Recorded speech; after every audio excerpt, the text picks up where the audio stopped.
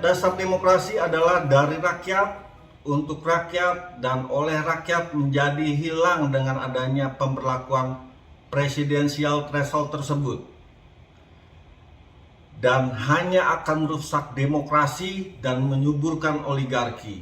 Sebab transaksi politik hanya dilakukan oleh segelintir elit politik, bukan langsung oleh rakyat.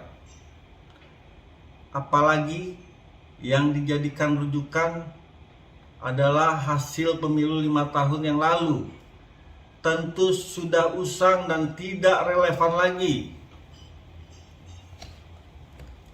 Jika kita mencermati perkembangan presidensial threshold hingga mencapai angka 20% yang dilaksanakan dan dimulai pada tahun 2009, merupakan salah satu upaya untuk menjegal calon-calon presiden yang potensial.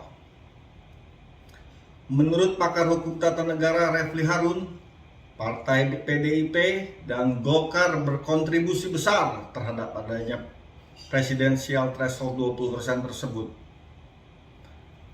Refli mengatakan saat itu ada upaya menjegal Presiden SBY untuk mencalon kembali dengan menaikkan presidensial threshold dari 15% menjadi 20% pada tahun 2009.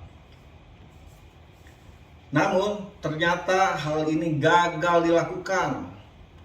Justru Partai Demokrat menjadi pemenang pemilu dan SBY menjadi presiden. Nah, sekarang kembali lagi dicoba. Padahal Pileg dan Pilpres saat ini dilakukan serentak. Kenapa masih tetap mempertahankan presidensial threshold 20%? Saya jadi ingat analogi dari Rocky Gerung. Saat kita naik gunung, tentu yang digunakan adalah persyaratan untuk naik gunung, yaitu hasil tes kesehatan hari ini. Bukan hasil tes kesehatan 5 tahun yang lalu.